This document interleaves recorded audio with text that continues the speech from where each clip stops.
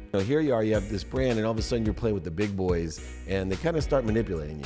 Yeah, I mean, it's a competitive field. The apparel industry is tough. It's literally a day-to-day grind. Champions are made and cash always follows. But where did it all start? These are the true stories of the blockbuster sports deals that went down in the locker room, boardroom, and between the lines that made many people very, very wealthy. This is The Playbook. This is Dave Meltzer, CEO of Sports One Marketing, here on Entrepreneurs, The Playbook. And I am extremely excited because this is a guy, you get to a certain part of your own career that you're actually a fan. And I am a fan of this guy. I grew up in San Diego. Great football player. Has one of the best nicknames ever, which he really capitalized on into a brand and into a really successful business. And he's truly an entrepreneur. All-pro football player. Shawne Merriman here with me. San Diego Charger, tiny career in Buffalo. I don't count that. We'll just talk about those all-pro years for the Chargers. They call them lights out for a reason. We'll get into that, but welcome, Shawne. How are you doing? Good. Thanks for having me. Oh, thank you. So the playbook's about taking the lessons that you learned on the field, your personal playbook, and how you applied. I mean, you're an incredible football player, but how you applied all those lessons into the real business world. And you're a true entrepreneur, man. And I'm just so impressed with where you're at right now. You've had ups and downs like me, but tell me about your playbook, what you carried over from the field onto the business. Well, I think it was, first and foremost, it was my attitude, right, and determination. Yep. How people see me play on the field is how I approach everyday life. Lights out. It's lights out. I get up. And how'd you get that nickname? I got the nickname my sophomore year at Frederick Douglass High School in Upper Marlboro, Maryland, where I went to high school, knocked out 4 guys in one game. And it's just true. 3 and 1/2, right? 3 and 1/2, and the other one in the second half. And I know the social media wasn't as big back then, so it's kind of a whole myth. It didn't happen. It happened. Since that game, people started calling me lights out, and I kept it all the way through college, where I went to the University of Maryland, and then through the pros. Now, were you dreaming about playing for Baltimore someday?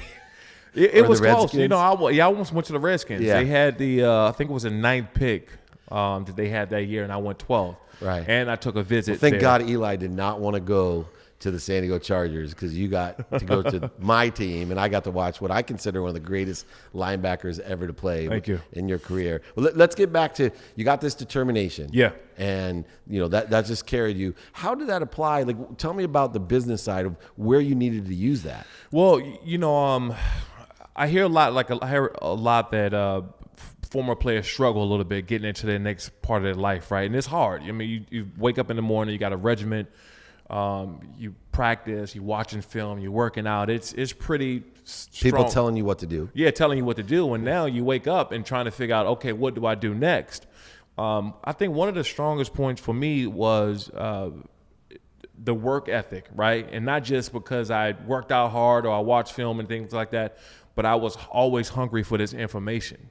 I was always hungry for information. I would pull over one of these veterans. I would pull over one of these guys who've been in the NFL for a long time and say, hey, what do I need to do in order to do this? What do I need? And I was that guy. Yeah. I wasn't the one. I wanted to find out. You didn't know it all. I wanted to know. You wanted to learn. I wanted to learn. Who's one of the guys that mentored you for the Chargers, for example? Well, first it was LeVar Arrington when he was with the Washington Redskins linebacker out of Penn State. Through my high school years, and I then started to spend a lot of time with Ray Lewis. And then when I got to the San Diego Chargers, that's right, at the time, it was guys like LT, LaDainian Tomlinson, Lorenzo Neal, Roman Oben, Donnie Edwards, Randall Godfrey. I had Jamal Williams. I had a bunch of guys around me who I can go and pull over to the side and say, hey, what does it take for me to do this? And that's one thing I think that people are forgetting all the time is the ability to get information.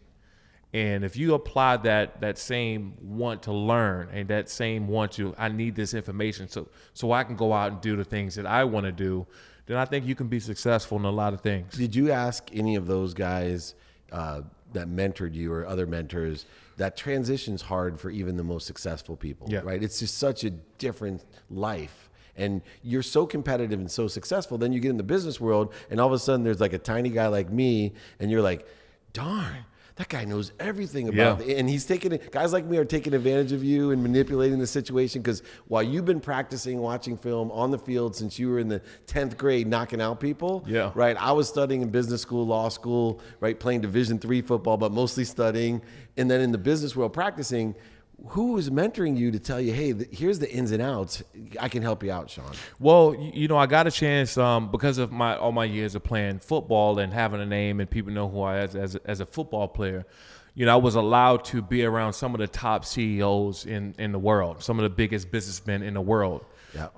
And because I was the linebacker of the San Diego Chargers at the time, and I was allowed in these meeting rooms, but I would literally go in the meeting rooms where they have these board meetings where they would be negotiating deals, and I would understand things along the way. I would understand what the apparel industry was about, not just making clothes, but the business side of it. Yep. I would understand these things by just wanting to get that information, taking my off seasons going and going to these big meetings and sitting there and getting all this information. That way, when it was time for me, which I was still very young, that I was able to apply it to everything that I'm doing now. So here you are, you create Lights Out, which was a great brand, and like any great brand with any great young CEO, you start having some difficulties. Yeah. And why don't we talk me through kind of what that felt like and what you did to overcome it? Because you're a great success now, and you're into NASCAR. Your brand is exceptional. I mean, I love the logo. Thank you. But tell me about here you are. You have this brand, and all of a sudden you're playing with the big boys, and they kind of start manipulating you. Yeah, I mean, it's a competitive field. The apparel industry is tough. It's literally a day-to-day grind where you got some of the biggest companies out there putting tons of money into marketing, whose budgets are unlimited, right? So I knew what I had along with some of these companies that didn't have, unless you were spending a ton of money. I had a hell of an outreach because of my Rolodex that I collected over the last decade or so. Yep. I've built a platform for myself through which the NFL is a big part of that. But I also had this marketing tool that I had a Lights Out dance, and I had this whole Lights Out thing, and I branded it, and I ended up buying Lights Out from a company called PJ Salvage. In Irvine. They were a big pajama company that had some other classifications under their trademark, and I bought them and acquired them all, and then I started to then sell Lights Out. And it took off. Yeah. And all of a sudden people started infringing on your rights. Yeah. The big boys. The big boys. So what did you do at that time? Because a lot of people just would have said, you know what, in your position, I can start over. I don't want to waste, because it's going to cost me millions of dollars to fight this. Yeah, I mean, and one of the big boys was Nike. I was a Nike client. Yeah. Nike athlete my whole entire career, and I was very proud of that. And I had great relationships there and friendships and Bill Keller. Yeah, Bill. He was a client. Yeah, at least, Bill. Yeah. Bill was Cliff King. Yeah, great guys. Yeah, all great guys who I was really close to. I mean, I had great relationships with these guys that I would talk to on different basis other than just about football. Right. So when it happened, when they were using the Lights Out trademark, it was very tough for me to, not only financially, because you have to spend a lot of money. You have to spend a lot of money to go out and fight that, but also to make a decision to say, hey, I mean, these are friends and family and people I think very close to me, but I also have something that I've worked my entire life on that I have to get them to stop infringing, or else then you give everybody else the right to do it. Right. And I was in a tough situation, and I literally had people who was working for me at the time that was supposed to be in my corner and said, we can't go forward with this because we have other Nike clients or athletes, or we don't want to be involved in something that's big. So I had people in my own corner that was not going forward with me in this lawsuit battle. And when I did that, it was cut. I wasn't able to speak to anyone in Nike, and it was very dark between us two for the 2.5 years of the litigation. But now, have they forgiven you? Or is there still? I don't know if they ever forgive you. Yeah. Once you sue somebody, it's always there. It's well, not that's not true. I've forgiven everyone when I went through my shit. I had to forgive them. Yeah, because I don't forgive them for them. Yeah. I forgive them for me. Right. And I'm sure you feel the same way. Yeah, I always thought that Lights Out was a brand that, at the time, I thought that it was going to be under Nike's umbrella. Yeah. I thought that Nike saw the value in Lights Out and really wanted to go forward with it. and they didn't. So I was a little bit shocked at that. So anyway, I knew that I had the information, knowledge, and I had the backing to go on and build a brand of my own, and also be able to bring athletes under the brand of Lights Out and do the same things that they were doing. Because I was very, very connected in the Nike family and the circle, just to have the privilege of being around and knowing how the business side of it works. So, in your playbook, everyone has persistence, right? Which is that pursuit. And as a linebacker, obviously, I mean, it's like a thirst to win. Then you have this unbelievable quest for knowledge that really surprising to me, right? Like while you're at the team, you had a different perspective than I thought you would. But even further than that, in your playbook, like what else in the business side of things you think that you learned? You got the work ethic.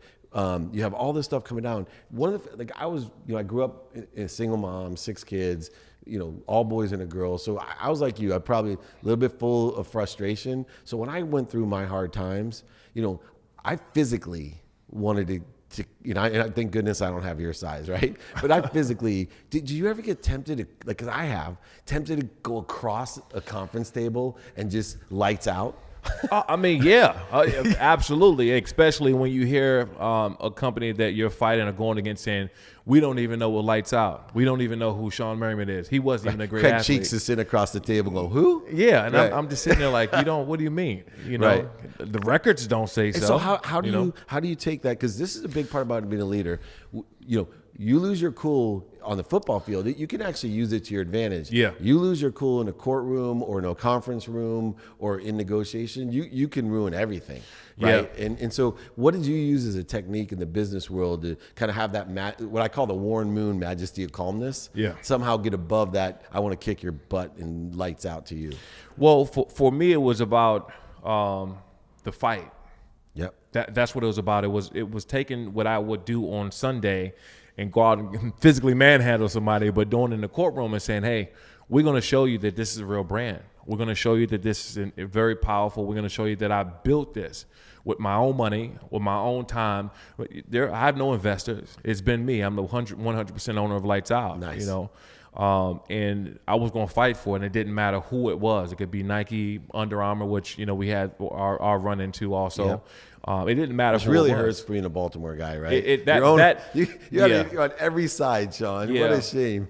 That's crazy. Because for me, it got to the point where with Under Armour, I wasn't allowed to their events through our lawsuit. Wow. I was actually told that I wasn't welcome. Wasn't welcome there. Wow. And these are guys who I consider my friends. Yeah. I played at the same school at University of Maryland. These guys played ball.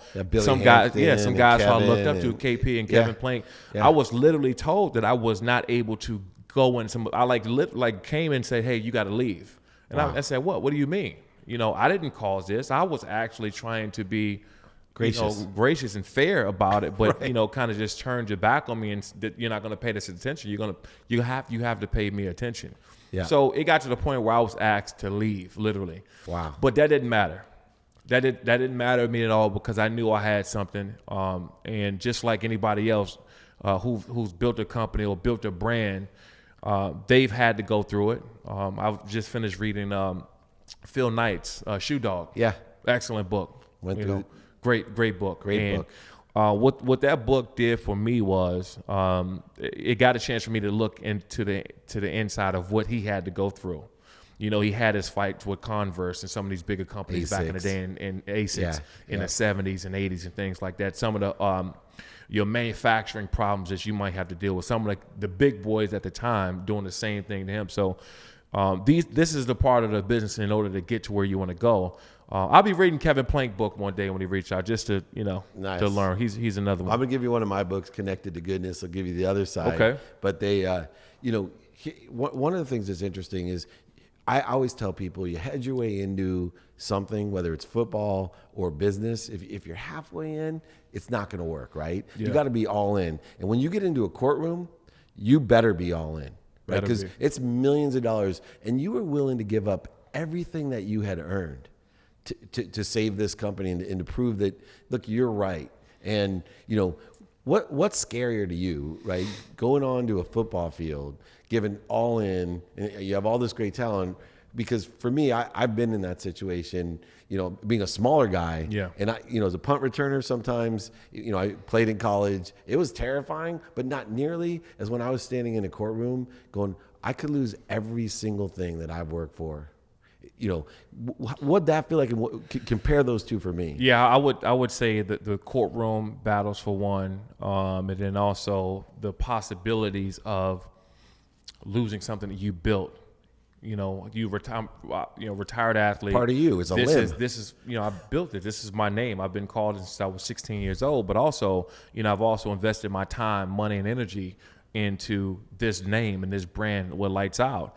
And there's somebody else who makes a decision on what happens.